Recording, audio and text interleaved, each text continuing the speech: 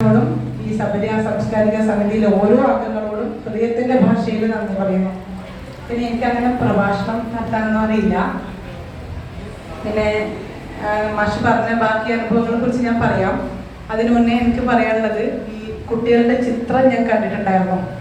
ആതിര സ്മൃതി പുരസ്കാര ആ ഒരു ചിത്രപ്രതിഭ പുരസ്കാരത്തിന്റെ ആ ഗ്രൂപ്പിൽ ഞാൻ ഉണ്ടായിരുന്നു, വാട്സപ്പ് ഗ്രൂപ്പിൽ. അപ്പം ഓരോ കുട്ടികളും വരച്ച ചിത്രങ്ങൾ ആ ഗ്രൂപ്പിൽ വരുമ്പോൾ ഞാൻ വളരെ എന്താ പറയുന്നത് അത്ഭുതത്തോടു കൂടിയാണ് കണ്ടത്. കാരണം അത്രയ്ക്ക് മനോഹരമായ ചിത്രങ്ങളാണ് അതിൽ വന്നിട്ടുണ്ടായിരുന്നത്. നല്ല ടൈറ്റ് കോമ്പറ്റീഷൻ എന്ന് പറയില്ലേ. അപ്പൊ പലപ്പോഴും പല ചിത്രങ്ങൾ കാണുമ്പോൾ എനിക്ക് തന്നെ കൺഫ്യൂഷൻ തോന്നി, ഇതിൽ ഏത് കുട്ടിക്കാണപ്പോൾ ഇവർ ഒന്നാം സ്ഥാനം കൊടുക്കുക. അപ്പം അത്രയ്ക്ക് നല്ല ചിത്രങ്ങൾ, നല്ല നിലവാരമുള്ള ചിത്രങ്ങൾ വെച്ചാൽ ഈ പ്രായത്തിൽ എനിക്ക് അങ്ങനെ വരക്കാൻ പറ്റിയിട്ടുണ്ടായിരുന്നില്ല. അപ്പോൾ ഈ കുട്ടികൾ പഠിക്കുന്ന ആ പ്രായത്തിലുള്ള എൻ്റെ നിലവാരം വെച്ചിട്ട് എത്രയോ ഉയർന്ന നിലവാരത്തിലുള്ള കുട്ടികളാണ്, അത്രയും ടാലൻറ്റഡ് ആണത് ആ കുട്ടികൾ. അപ്പോൾ ആ കുട്ടികളോട് എനിക്ക് പറയാനുള്ള കാര്യം എന്താ വെച്ചാൽ, ഇത് ഇവിടെ നിർത്തരുത്. ഈ കഴിവിനെ ഒരിക്കലും നിങ്ങൾ എന്ത് ചെയ്യരുത്, നിങ്ങളുടെ വിദ്യാർത്ഥി കാലഘട്ടം കഴിയുമ്പം അവിടെ നിർത്തരുത്, അതുമായി തന്നെ മുന്നോട്ട് പോകണം. അതിൻ്റെ ഒരു ഉദാഹരണം ഞാൻ എൻ്റെ ജീവിതത്തിൽ കൂടി തന്നെ പറയാം. സ്കൂളിൽ പഠിക്കുന്ന കാലത്തൊക്കെ ഞാൻ വീടിൻ്റെ വാതിൽ, പിന്നെ അന്നൊക്കെ മരത്തിൻ്റെ ജനലുകളും വാതിലൊക്കെ ആയിരുന്നു. ചുമര് ഇതിലൊക്കെ ചോക്കിൻ്റെ കഷ്ണങ്ങൾ കൊണ്ട് ചിത്രം വരക്കും. ഇങ്ങനെ ചിത്രം വരച്ചിട്ട് വീട്ടിൽ നിന്ന് എപ്പോഴും പിന്നെ വഴക്ക് കേൾക്കുമായിരുന്നു. അത് കഴിഞ്ഞ് സ്കൂളിൽ ടീച്ചേഴ്സ് ക്ലാസ് എടുക്കുമ്പോൾ നല്ല ടീച്ചർമാർ പിന്നെ നല്ല ഭംഗിയുള്ള ഡിസൈനൊക്കെയുള്ള സാരി കൊടുത്ത് വന്നാൽ ഞാൻ ആ സാരിയിലെ ഡിസൈനൊക്കെ അപ്പം വരക്കാൻ തോന്നും. ഞാൻ ബോധമില്ലാതെ, ഞാൻ ക്ലാസ്സിലാണ് ഇരിക്കുന്നതെന്ന ബോധമില്ലാതെ ഞാൻ ടീച്ചറിൻ്റെ സാരീൻ്റെ ഡിസൈൻ വരക്കും. അതിൻ്റെ പേരിൽ ഒരുപാട് തവണ അടി കിട്ടിയിട്ടുണ്ട്, ക്ലാസ്സിൽ എഴുന്നേൽപ്പിച്ച് നിർത്തിയിട്ടുണ്ട്. ചിത്രം വരച്ചതിൻ്റെ പേരിൽ ശിക്ഷ അനുഭവിച്ച ഒരു വ്യക്തിയാണ് ഞാൻ. കാരണം ക്ലാസ്സിൽ ടീച്ചർ പഠിപ്പിക്കുമ്പോൾ ടീച്ചർ പഠിപ്പിക്കുന്ന കാര്യത്തിനേക്കാൾ കൂടുതൽ ഞാൻ ശ്രദ്ധിക്കുന്നത് അവരുടെ കോസ്റ്റ്യൂമാണ്, അവരുടെ വേഷവിധാനം, അവരുടെ ആ വസ്ത്രത്തിന്റെ ഡിസൈൻ, അതൊക്കെ ഞാൻ അറിയാതെ ഞാൻ വരച്ചു പോവുമായിരുന്നു. അങ്ങനെ ഒരു അനുഭവത്തിലൂടെ കടന്നു വന്നു. അത് കഴിഞ്ഞ് PDC ആണ്, കുറേ വർഷങ്ങൾക്ക് മുമ്പാണ്. PDC കഴിഞ്ഞ ശേഷം ഡിഗ്രി കോഴ്സിന് വേണ്ടിയിട്ട് ആലോചിക്കുന്ന സമയത്ത് ഞാൻ അച്ഛനോട് പറഞ്ഞു, അച്ഛാ എനിക്ക് ചിത്രം വര പഠിക്കാൻ പോകണം, അപ്പോൾ അതിന് പഠിക്കണം ആഗ്രഹം പറഞ്ഞു. അപ്പോൾ അച്ഛൻ അധ്യാപകനായതുകൊണ്ട് അപ്പോൾ അച്ഛൻ അത്രയ്ക്കൊരു പിന്നെ ഈ മേഖലയിൽ വിട്ടിട്ട് കാര്യമുണ്ടോ എന്നൊരു ചിന്ത അച്ഛൻ ഉണ്ടായിരുന്നു. പക്ഷേ പിന്നെ ഞാൻ വാശി പിടിച്ചു, എനിക്കിത് പഠിക്കണം എന്നുള്ളൊരു വാശി, അങ്ങനെ വാശി പിടിച്ചു. എനിക്ക് പഠിക്കണം, എനിക്ക് കോളേജിൽ പോകണ്ട, എനിക്ക് ചിത്രകല പഠിച്ചാൽ മതി എന്ന് ഞാൻ വാശി പിടിച്ചു. അങ്ങനെ കണ്ണൂർ കൃഷ്ണ സ്കൂൾ ഓഫ് ആർട്സിൽ എന്നെ ചേർത്തു. അവിടെ കോഴ്സിന് ചേർത്ത സമയത്ത് എൻ്റെ ഏട്ടനുണ്ടായിരുന്നു. ഏട്ടൻ അച്ഛനോട് പറഞ്ഞ ഒരു വാക്കുണ്ട്, ഞാൻ ഇപ്പോഴും ഓർക്കുന്നുണ്ട്. ഇപ്പൊ ഇവിടെ ചിത്രം വരെ പഠിച്ചിട്ടല്ലേ ജീവിക്കാൻ വേണ്ടി പോകുന്നത്, വേറെ പണിയില്ല, മോളും കണക്കനെ അച്ഛനും കണക്കനെ പറഞ്ഞു. പക്ഷെ എന്തോ അച്ഛൻ എന്നത് ചേർത്തു, കോഴ്സിന് ചേർത്തു. ഞാൻ കോഴ്സ് കഴിഞ്ഞു. അതിനുശേഷം ഞാൻ തുടർന്ന് പഠിച്ചു. ഞാൻ ഡിഗ്രി എടുത്തു, ഞാൻ PG എടുത്തു. മലയാള സാഹിത്യത്തിൽ ബിരുദാനന്തര ബിരുദം സെറ്റ്, അതായത് ഹയർ സെക്കൻഡറി അധ്യാപിക ആവാനുള്ള സെറ്റ് ബിരുദം യോഗ്യത വരെ എനിക്കുണ്ട്. ഞാൻ സെറ്റ് പാസ്സായിട്ട് 22 വർഷം കഴിഞ്ഞു.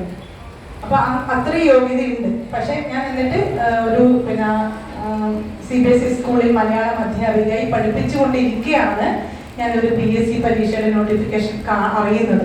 അങ്ങനെ ഞാൻ എൻ്റെ ബ്രഷ്മേലിൽ പഠിത്തം പൂർത്തിയായി. ഞാൻ ഡിഗ്രിക്ക് ചേർന്നു. ഡിഗ്രി കഴിഞ്ഞു, പിന്നെ PG കഴിഞ്ഞു, അധ്യാപികയായി, മലയാളം അധ്യാപികയായി B.Ed കഴിഞ്ഞു. B.Ed കഴിഞ്ഞ് മലയാളം അധ്യാപികയായി ജോലി ചെയ്തുകൊണ്ടിരിക്കെ ഞാൻ ഈ PSC ഇത് കണ്ടപ്പോൾ എനിക്കൊരു ആഗ്രഹം എഴുതണം. അങ്ങനെ ഞാൻ PSC എഴുതി പരീക്ഷ കാസർഗോഡ് വന്ന് എഴുതി. ഞാനത് വിട്ടു. നാളുകൾ ഏറെ കഴിഞ്ഞു. ഞാൻ അതിനെക്കുറിച്ച് ചിന്തിച്ചേ ഇല്ല. ഒരു ദിവസം എൻ്റെ വീട്ടിലേക്ക് ഒരു ലെറ്റർ വരുന്ന പിന്നെ ഇന്റർവ്യൂവിന് പോകാനുള്ളത്. അപ്പോഴാണ് ഈ പരീക്ഷ ഞാൻ വിജയിച്ചു എന്ന കാര്യം പോലും അറിയുന്നത്. കാരണം റിസൾട്ടിനെ കുറിച്ച് ഞാൻ പിന്നെ ചിന്തിക്കാതിരിക്കാനുള്ള കാരണം ഒന്നെന്താ വെച്ചാൽ, ഞാൻ PSC പരീക്ഷ എഴുതിയിട്ട് തിരിച്ചു വരുമ്പോൾ എൻ്റെ കൂടെ ട്രെയിനിലുണ്ടായിരുന്ന ഒരു യുവതി, അവര് പിന്നെ മാഹി മലയാള കലാഗ്രാമത്തിൽ ആർട്ടിസ്റ്റാണ്, ലെക്ചറാണ്. അവരെൻ്റെ കൂടെ പരീക്ഷയ്ക്കുണ്ടായിരുന്നു. അപ്പോൾ അവിടെ എത്തിയ സമയത്ത് എൻ്റെ അടുത്ത് മറ്റ് പിന്നെ സീറ്റുകളിൽ ഇരിക്കുന്നവരൊക്കെ തൃശ്ശൂരും പിന്നെ തിരുവനന്തപുരത്തൊക്കെ ഫൈൻ ആർട്സ് കോളേജിലൊക്കെ പഠിച്ച് വളരെ പ്രഗത്ഭരായ ആളുകൾ. ഞാനാണെങ്കിൽ വെറും 2 വർഷത്തെ TTC ഈക്വലായ ഒരു ഇതിൻ്റെ drawing KGC drawing and painting എന്ന് പറഞ്ഞ കോഴ്സ് മാത്രമാണ് ചെയ്തത്. അപ്പോൾ വെറും 2 വർഷം പഠിച്ച ഞാനും ഈ BFA MFA പഠിച്ച ആളുകളുമാണ് ഒന്നിച്ച് മത്സരിക്കുന്നത്. അപ്പോൾ അവരുടെ കൂട്ടത്തിൽ ഒരിക്കലും എനിക്ക് കിട്ടാൻ സാധ്യതയില്ല. പിന്നെ ജാതിയുടെയോ മതത്തിൻ്റെയോ ആയ യാതൊരു സംവരണാനുകൂല്യങ്ങളും എനിക്കില്ല. അതുകൊണ്ട് ഈ ജോലി ഒരിക്കലും കിട്ടില്ല എന്ന് വിശ്വസിച്ചിരുന്ന എന്നെ തേടിയാണ് ഒരു ദിവസം ഇൻ്റർവ്യൂവിന് ഹാജരാകാൻ കാസർഗോഡ് PSC ഓഫീസിൽ ഇൻ്റർവ്യൂവിന് ഹാജരാകാനുള്ള ലെറ്റർ വരുന്നത്. അങ്ങനെ ഞാൻ ഇൻ്റർവ്യൂവിന് അവിടെ ചെന്ന സമയത്തും ഞാൻ ഞെട്ടി. കാരണം പ്രഗത്ഭരായ ഒരുപാട് ആളുകളുണ്ട്. അവർക്ക് ധാരാളം ചിത്ര പ്രദർശനങ്ങൾ, എക്സിബിഷൻസ് നടത്തിയതിൻ്റെ ആൽബങ്ങൾ കൊണ്ടുവന്നെയാണ്. ആണെങ്കിൽ എൻ്റെ ജീവിതത്തിൽ ഒരു ചിത്ര പ്രദർശനവും ഇന്ന് വരെ നടത്തിയില്ല. ഇപ്പോഴും ഞാൻ പറയുന്നു, ഇതുവരെ ഞാൻ നടത്തിയിട്ടില്ല. അപ്പോൾ എൻ്റെ കയ്യിൽ ചിത്ര പ്രദർശനം നടത്തിയ ആൽബങ്ങളൊന്നുമില്ല. പക്ഷെ ഞാൻ വരച്ച വ്യത്യസ്ത മാധ്യമങ്ങളിലെ വാട്ടർ കളറ്, പിന്നെ fabric paint, oil paint, acrylic, അങ്ങനെ വ്യത്യസ്ത മാധ്യമങ്ങളിലെ കുറച്ച് ചിത്രങ്ങൾ ഞാൻ കയ്യിൽ കരുതിയിട്ടുണ്ടായിരുന്നു ഇൻ്റർവ്യൂവിന് പോകുമ്പോൾ.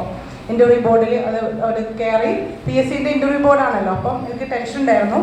അപ്പോൾ നല്ല ടെൻഷനോട് കൂടിയിട്ട് കയറിയത്. അപ്പോൾ അവർ എന്നോട് ചോദിച്ചു, പിന്നെ എക്സിബിഷൻസൊക്കെ നടത്തിയിട്ടുണ്ടോ ചോദിച്ചു. ഞാൻ പറഞ്ഞു ഇല്ല, ഞാൻ ഇതുവരെ എക്സിബിഷൻസ് ചെയ്തില്ല. പക്ഷേ എൻ്റെ ഒരു 3-4 ചിത്രങ്ങൾ ഞാൻ കയ്യിൽ കരുതിയിട്ടുണ്ട് പറഞ്ഞു. അത് കാണിച്ചു കൊടുത്തപ്പോൾ അവർക്ക് വളരെ നല്ലൊരു ഇംപ്രഷനായി. അതിൽ തന്നെ റംബ്രാൻഡ് എന്ന് പറഞ്ഞൊരു വിദേശ ചിത്രകാരനുണ്ട്. ഏടവും വെളിച്ചും അതിസമർത്ഥമായിട്ട് ഉപയോഗിച്ച ഒരു ചിത്രകാരനാണ്.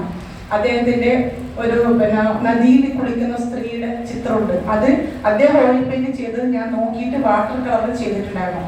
അത് നോക്കി, അത് ഈ ജഡ്ജസ് നോക്കിയിട്ട് എന്നോട് ചോദിച്ചു, ഇത് ആരുടെ ചിത്രമാണെന്ന് അറിയാമോ? നമ്മൾ അറിയാം, റംബ്രാൻഡിൻ്റെ എന്ന് പറഞ്ഞു. അപ്പോൾ അവർ ഓരോരുത്തരും ആ ചിത്രങ്ങൾ മാറി മാറി നോക്കി, അവർക്ക് വളരെ ഇഷ്ടപ്പെട്ടു. അടുത്ത ചോദ്യം വന്നു, നിങ്ങൾക്ക് ഏറ്റവും ഇഷ്ടപ്പെട്ട ചിത്രകാരൻ ആരാണെന്ന്. ഞാൻ ഉടനെ പറഞ്ഞു PS കുഞ്ചിത്തായാണ്. കാസർഗോഡിൻ്റെ അല്ലെങ്കിൽ നമുക്ക് തൊട്ടടുത്തുള്ള കുഞ്ചിത്തായ എന്ന സ്ഥലത്തുള്ള ചിത്രകാരനാണ് എനിക്ക്. അപ്പോൾ അവർ ചോദിച്ചു, എന്തുകൊണ്ടാണ് നിങ്ങൾ ലോക പ്രശസ്തരായ മറ്റു ചിത്രകാരന്മാരുടെ പേര് പറയാഞ്ഞത്? ഡാവിഞ്ചിനെ പറയായിരുന്നു, റംബ്രാൻഡിനെ പറയായിരുന്നു, രവിവർമ്മ, ഇങ്ങനെ എത്രയോ പ്രശസ്തരായ ചിത്രകാരന്മാരുണ്ട്. ഇവരുടെ ആരുടെയും പേര് പറയാതെ ഞാൻ പറഞ്ഞത് PS കുഞ്ചിത്തായ എന്നാണ്. അത് അവരെടുത്ത് ചോദിച്ചു. കാരണം ചോദിച്ചപ്പോൾ ഞാൻ പറഞ്ഞു, ഞാൻ അദ്ദേഹത്തിൻ്റെ വീട്ടിൽ ബ്രഷ്മാൻ സ്കൂൾ ഓഫ് ആർട്സിൽ പഠിക്കുന്ന സമയത്ത് അദ്ദേഹത്തിൻ്റെ വീട്ടിലൊരു ക്യാമ്പിൻ്റെ ഭാഗമായിട്ട് പോയി താമസിച്ച 4 ദിവസം. അന്ന് അദ്ദേഹം വരച്ച ചിത്രങ്ങൾ എന്നെ അത്ഭുതപ്പെടുത്തി. മിന്നൽ ചിത്രകാരൻ. ഞാനൊരു 3 ദിവസം കൊണ്ട് വരക്കുന്ന ചിത്രം അദ്ദേഹം 3 മിനിറ്റ് കൊണ്ട് വരക്കും. അപ്പൊ അത് എൻ്റെ ജീവിതത്തിൽ എനിക്ക് അത്രയ്ക്ക് അത്ഭുതത്തോടെ ഞാൻ കണ്ട ചിത്രകാരനാണ്. അതുകൊണ്ട് എനിക്ക് ഏറ്റവും പ്രിയപ്പെട്ട ചിത്രകാരൻ PS കുഞ്ചിത്തായ ആണെന്ന് പറഞ്ഞു. അങ്ങനെ കഴിഞ്ഞു, ഇൻ്റർവ്യൂ കഴിഞ്ഞു, ഞാൻ തിരിച്ചു വന്നു. കാരണം എൻ്റെ കൂടെയുള്ളവരൊക്കെ വളരെ കേമന്മാരാണ്. MFA കഴിഞ്ഞ ആളുകളൊക്കെ ഇൻ്റർവ്യൂവിന് ഉണ്ടായിരുന്നു. അപ്പോഴും ഞാൻ ഉറപ്പിച്ചു, KGC പഠിച്ച എനിക്ക് എന്ത് കിട്ടാനാണ്, പിന്നെ സംവരണമില്ല. ഉറപ്പ് തിരിച്ചു വന്നു. വിട്ടു, ഞാൻ ആ വിഷയം വിട്ടു. ഞാൻ എൻ്റെ മലയാളം അധ്യാപികയായിട്ട് ഞാനപ്പോൾ അമൃത വിദ്യാലയത്തിൽ ജോലി ചെയ്തുകൊണ്ടിരിക്കുകയാണ്. അങ്ങനെ ഞാൻ കുട്ടികളായിട്ട് അങ്ങനെ ജോലി ചെയ്തുകൊണ്ടിരിക്കുന്നത്. കുറേ മാസങ്ങൾ കഴിഞ്ഞപ്പോൾ എനിക്ക് അഡ്വൈസ് മെമ്മോ വന്നു. കുറച്ച് നാളുകൾ കഴിഞ്ഞപ്പോൾ അഡ്വൈസ് മെമ്മോ വന്ന് വീണ്ടും കാത്തിരുന്നു. 2 മാസത്തിന് ശേഷമാണ് എനിക്ക് നിയമനം ലഭിക്കുന്നത്. അപ്പം ഞാൻ ഇത് കഴിഞ്ഞ ശേഷം പിന്നെ തൊഴിൽ വാർത്തയിൽ നോക്കി, റിസൾട്ട് നോക്കി ഇൻ്റർവ്യൂ കഴിഞ്ഞ ശേഷം. അപ്പോൾ ഇട്ടിരിക്കുന്നത് ഞാൻ തന്നെ ഇപ്പോഴും അവിശ്വസനീയമായിട്ട് അത് ഇടയ്ക്കിടയ്ക്ക് ആ തൊഴിൽ വാർത്ത സൂക്ഷിച്ചു വെച്ചത് എടുത്ത് നോക്കാറുണ്ട്. 2 റാങ്ക് ആയിരുന്നു എനിക്ക്. അപ്പം അത് ഒരു വലിയ ഞാൻ പറയും, എൻ്റെ കഴിവല്ല, ഞാൻ 100% പറയുന്നു. അത് ഭഗവാന്റെ അനുഗ്രഹം മാത്രമാണ്. കാരണം കല എന്ന് പറയുന്നത് ദൈവീകതയാണ്. അപ്പൊ ദൈവികമായ ഒരു അനുഗ്രഹം ഉള്ളവർക്ക് കലയും സാഹിത്യവും ഉണ്ടാവുള്ളൂ. അപ്പം അതിൽ തന്നെ പ്രത്യേകത. ഇപ്പൊ നമ്മളിപ്പോ ഒരുപാട് കലകളുണ്ട്, സംഗീതമുണ്ട്, ചിത്രകലയുണ്ട്, നൃത്തം, അഭിനയം, ശില്പം, ഇങ്ങനെ വ്യത്യസ്തമായ കലകളുണ്ട്. അതിൽ സാധാരണ എല്ലാവർക്കും ഏതെങ്കിലും ഒരു കലയിൽ അവർ പ്രഗത്ഭരായിരിക്കും, ഒരു കല ഉണ്ടായിരിക്കാം. പക്ഷേ ചിത്രകലയുടെ മാത്രം പ്രത്യേകത എന്താണെന്ന് വെച്ചാൽ, ഒരു ചിത്രകാരനും ചിത്രകല മാത്രമായിട്ട് ദൈവം കൊടുക്കാറില്ല. ഒന്നുകിൽ സാഹിത്യം കൊടുക്കും, അല്ലെങ്കിൽ സംഗീതമോ നൃത്തമോ മറ്റെന്തെങ്കിലും ഒരു കല കൂടി കൊടുത്തിട്ടുണ്ടാവും. ഒറ്റയ്ക്ക് ചിത്രകലയെ മാത്രം ആർക്കും കൊടുക്കാറില്ല. അത് നോക്കിയാൽ അറിയാം. കാരണം ഒന്നുകിൽ ശില്പിയായിരിക്കാം, ചിത്രവും ശില്പവും, നമ്മൾ ചിത്രവും സംഗീതവും ഉണ്ടാകും, അല്ലെങ്കിൽ ചിത്രവും സാഹിത്യവും, എന്തെങ്കിലും ഒരു കല കൂടി അധികമായിട്ട് അവർക്ക് ദൈവം കൊടുത്തിട്ടുണ്ട്. കാരണം അതൊരു വരദാനമാണ്.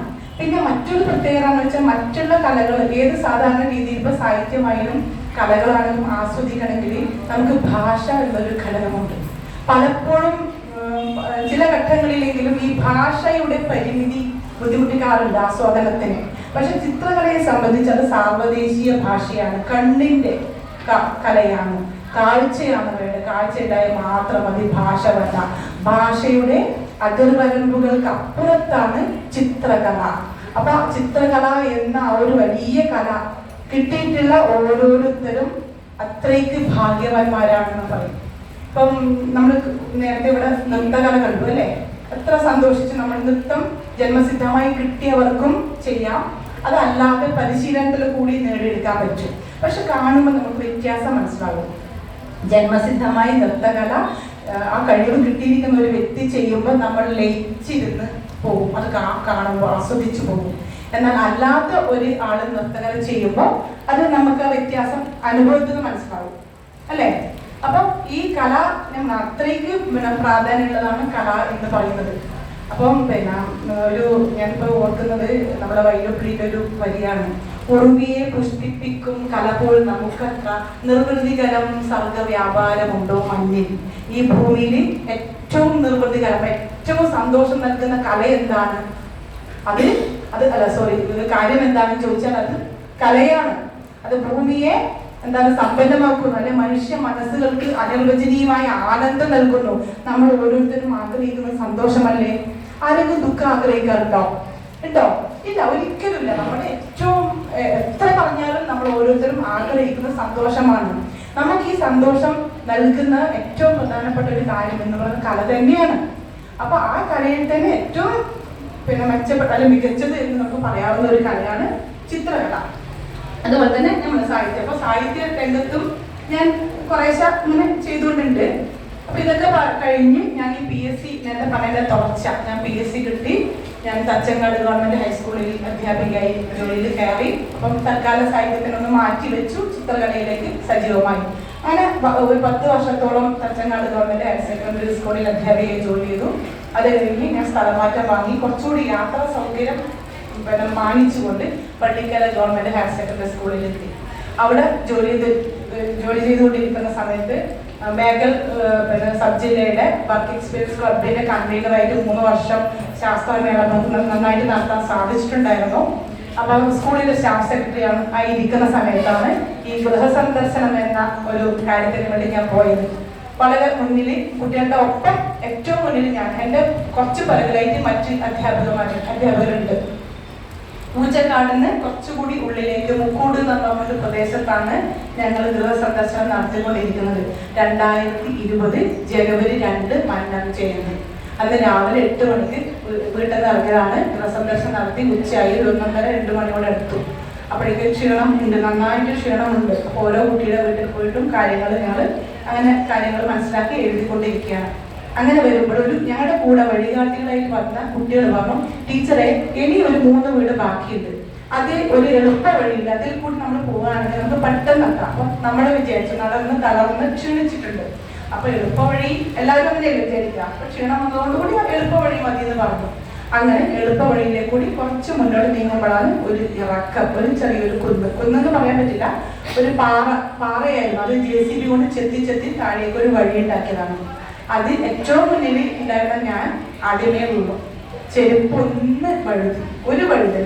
അടിതെറ്റിയാൽ ആനയും വീണെന്ന് പറയാനില്ലേ, പക്ഷെ ഞാൻ വീണു. ആനയല്ല, എന്നിട്ട് ഞാൻ വീണു. അപ്പൊ അങ്ങനെ ചെരുപ്പൊന്ന് വഴുതി ഞാൻ താഴെ പോയി. വീണത് നടുവടിച്ചിട്ടാണ്.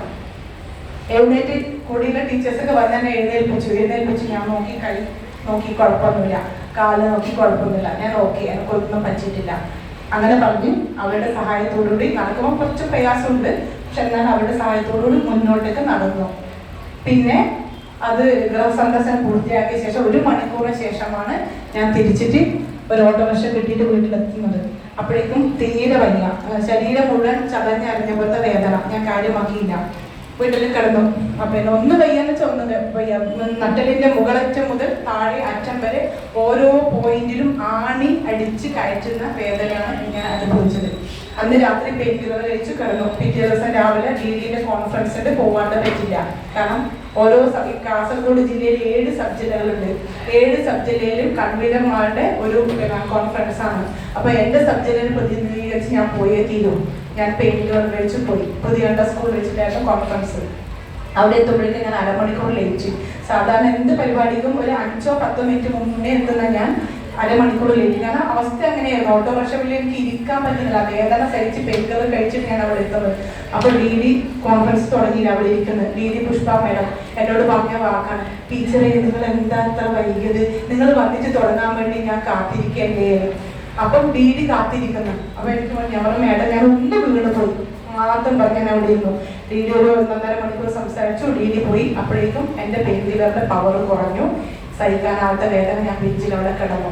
നിവർത്തിയില്ല. ഉച്ചയായപ്പോൾ ബാക്കിയുള്ള കൂടെയുള്ള മറ്റ് സബ് ജില്ലാ കൺവീനർമാർ പറഞ്ഞു, ടീച്ചർ ഹോസ്പിറ്റലിലേക്ക് പോയിക്കോളൂ, ബാക്കി കാര്യങ്ങൾ നമ്മൾ ചെയ്തോളാം, നിങ്ങൾ അറിയിക്കാമെന്ന് പറഞ്ഞു. ഞാൻ ഹോസ്പിറ്റലിൽ പോയി.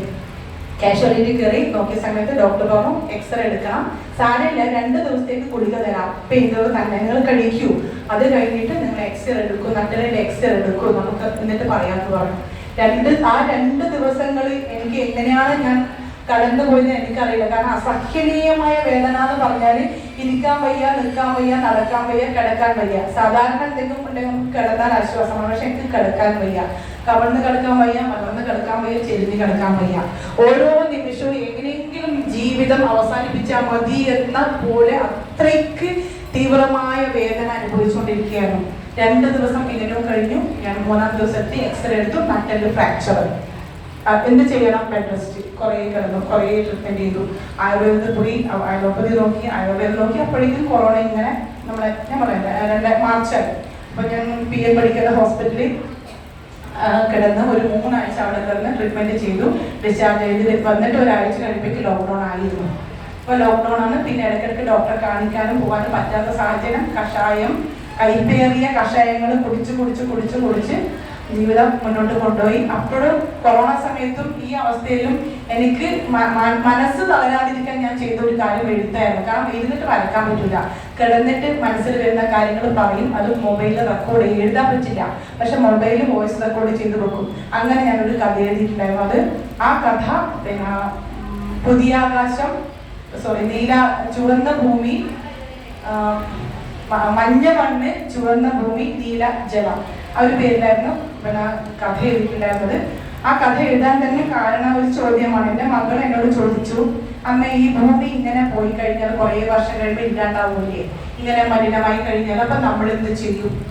ആ ചോദ്യം. അപ്പൊ എൻ്റെ മനസ്സിൽ തോന്നിയ ഒരു കഥ, ഒരു ഭാവന. ഒരു മോളെ ഒരുപാട് സൂര്യന്മാരും 12 സൂര്യന്മാരുണ്ട് എന്നാണ് കേട്ടിട്ടുള്ളത്. അതിഥിയിൽ കശ്യപ മഹർഷിയുടെ മക്കളായിട്ട് 12 ആദിത്യദേവന്മാരുണ്ട്. 12 സൂര്യന്മാരുണ്ടെങ്കിൽ 12 സൗരയൂഥങ്ങൾ ഉണ്ടായിരിക്കും. അപ്പൊ ഓരോ സൗരയൂഥത്തിലും ഇതുപോലെ മറ്റൊരു ഭൂമി ഉണ്ടായിരിക്കാം. ആ ഒരു ചിന്തയിൽ നിന്നും ഞാൻ പറഞ്ഞ് ആ ഒരു കഥ മനസ്സിൽ വന്നത് ഒരു സാങ്കല്പിക ലോകം, മറ്റൊരു ഭൂമിയെ കണ്ടെത്തുന്നതും അവിടേക്ക് നമ്മൾ യാത്ര ചെയ്യുന്ന ഒരു പ്രത്യേക പേടകത്തിൽ യാത്ര ചെയ്യുന്നതും അവിടെ എത്തുന്നതുമായ ഒരു ചിന്ത, ഒരു സാങ്കല്പിക ഒരു ലോകത്തെ കുറിച്ച് ഞാൻ അന്ന് വോയിസ് റെക്കോർഡ് ചെയ്ത് വെച്ചു. പിന്നീട് ഞാൻ അത് എഴുതി. ആ കഥ അംബികാസുധൻ മാസ്റ്റർ വായിച്ചിട്ട് വളരെ നല്ല അഭിപ്രായം പറഞ്ഞിട്ടുണ്ടായിരുന്നു. പിന്നെ ഈ പല കാലങ്ങളിൽ എഴുതിയ കഥകളൊക്കെ ചേർത്തിട്ട് ഒരു കഥാസമാഹാരം ഇറക്കിയിട്ടുണ്ടായിരുന്നു. എഴുതാപ്പുറം എന്നുള്ളതാണ് കഥാസമാഹാരത്തിന്റെ പേര്. പിന്നെ അതിന് മാധവിക്കുട്ടിയുടെ പേരിലുള്ള ചെറുകഥ അവാർഡ് 2022 ലഭിച്ചിട്ടുണ്ടായിരുന്നു. പിന്നെ കൊറോണ കാലത്തിന് എഴുതിയ ഒരു കവിത, പുതിയ പാഠം എന്ന കവിതയ്ക്ക് മാമ്പഴ പ്രതിഭ പുരസ്കാരം ലഭിച്ചിട്ടുണ്ടായിരുന്നു. അപ്പം സാഹിത്യവും കലയും ഒരുപോലെ മുന്നോട്ട് കൊണ്ടുപോകുന്നത് ഈ വീഴ്ച പറ്റിയപ്പോ ശരിക്ക് നട്ടലിനെ പറ്റി അതിന്റെ ഉള്ളിൽ സുഷുമ്നാ നാഡിക്ക് ക്ഷതം സംഭവിച്ചു. ഇപ്പൊ വാക്കിംഗ് സ്റ്റിക്കില്ലാതെ ഞാൻ നടന്നാൽ എപ്പോ എവിടെ വീണമെന്ന് ചോദിക്കണ്ട. പിന്നെയും 7 തവണ വീണു ഈ വീഴ്ചയ്ക്ക് ശേഷം. പിന്നെ എല്ലാവരും എന്നെ വിളിക്കാൻ തുടങ്ങി. നിറം സിനിമയിലെ ജോമോൾ എന്ന് പറഞ്ഞ 2ാമത്തേന് മറിഞ്ഞു വീഴും. അപ്പം അത് സന്തോഷത്തോടെ ആ ഒരു പിന്നെ വിളി നമ്മൾ പറയില്ലേ, അങ്ങനെ അത് നിറം സിനിമയിലെ ജോമോൾ എന്ന വിളിനെ ഒരു വേദനയുണ്ട്, എന്നാലും അത് തമാശയായിട്ട് എടുത്ത് സന്തോഷത്തോടെ ഞാൻ എടുത്തിട്ട് മുന്നോട്ട് പോവുകയാണ്. ഇപ്പൊ ഈ വർഷം ജൂണിൽ സർവീസ് സ്റ്റോറി രചനാ മത്സരം കൊണ്ടൊരു ഇത് കണ്ടു. അപ്പൊ ഞാൻ എൻ്റെ ഈ അനുഭവം, ഈ വിളിച്ച പറ്റിയതും അതിനെ അതിജീവിച്ചുകൊണ്ട് ഇപ്പോഴും ഞാൻ എൻ്റെ ജോലി ചെയ്യുന്ന സ്കൂളിൽ പോകുന്നുണ്ട്, പഠിപ്പിക്കുന്നുണ്ട്. സ്റ്റെയർകേസ് കയറാൻ പറ്റില്ല, അപ്പൊ താഴെ എനിക്ക് സൗകര്യം തന്നിട്ട് ഞാൻ കുട്ടികളെ പഠിപ്പിക്കുന്നുണ്ട്. അപ്പം എഴുത്ത് അതിന്റെ വഴിയിൽ എഴുത്തും ചെയ്യുന്നുണ്ട്, മുന്നോട്ട് പോകുന്നുണ്ട്. അസ്വസ്ഥതകൾ ഒരുപാടുണ്ട്, പക്ഷെ ഞാൻ മനസ്സുകൊണ്ട് തളരാതെ മുന്നോട്ട് പോകുന്നുണ്ട്. അപ്പൊ ഈ അനുഭവം എഴുതിയിട്ട് എനിക്ക് സർവീസ് സ്റ്റോറി രചനാ മത്സരത്തിൽ സ്പെഷ്യൽ ജൂറി പുരസ്കാരം കിട്ടി. ജില്ലാ കളക്ടറെ കയ്യിൽ വെച്ചിട്ട് 2 മാസം മുന്നേ ഈ ജൂലൈ 18 ജില്ലാ കളക്ടറുടെ കയ്യിൽ നിന്ന് ആ സർട്ടിഫിക്കറ്റ് വാങ്ങാൻ എനിക്ക് സാധിച്ചത്. അപ്പൊ